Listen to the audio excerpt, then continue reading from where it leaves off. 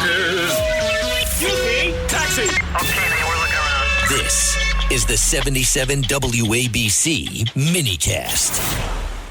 Let's go to Norm in Brooklyn on line 3. Norm, your thoughts tonight.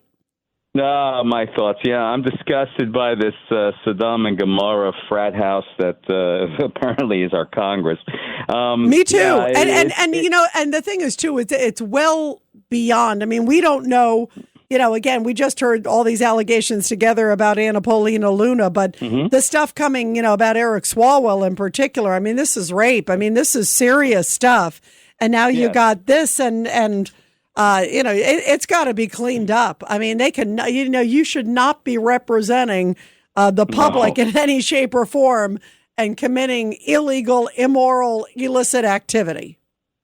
Yes. No, it's the poor choices of the electorate, if you ask me, that we get these people. I mean, just look at what just happened in New Jersey.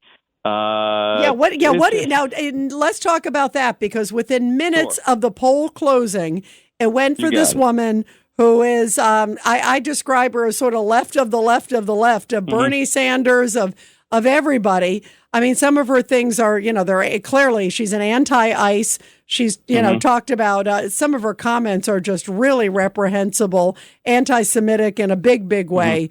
And doesn't seem to mind being called anti-Semitic. That should be a tip-off.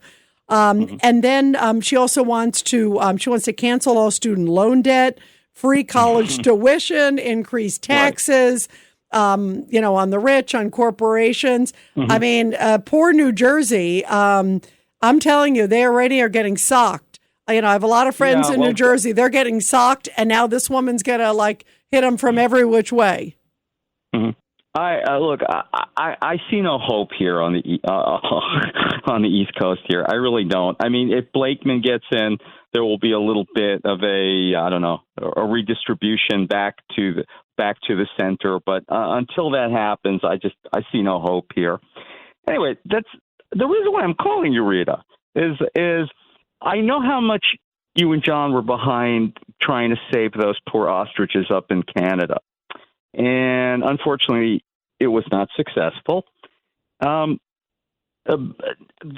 is a situation in Colombia where the government of Colombia wants to murder 80 hippopotamuses. Now, hippopotamuses are not native to Colombia.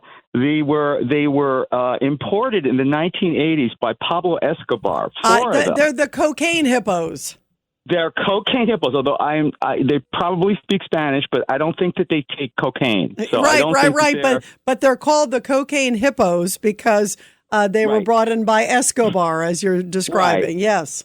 Yeah. So anyway, the government of Colombia wants to murder them, and I thought that was just would be a wonderful project for John to try to get the government of Colombia not to kill these 80 hippos, because I happen to like hippos. They're on my top list of some of my favorite animals. Oh, they're beautiful animals. They're gorgeous. Yeah. I went to Africa years ago, and I've seen them up close. And they really are. They're just spectacular animals and breathtaking. And I remember this case, so I will bring it up to him because I didn't realize that they were planning to kill them, which is really heartbreaking. And you're right. And John tried his hardest, by the way, as you know, with the ostriches, big time. Right. And it seemed like the Canadian government was intent to not even to not cooperate in any shape or form. They were intent to.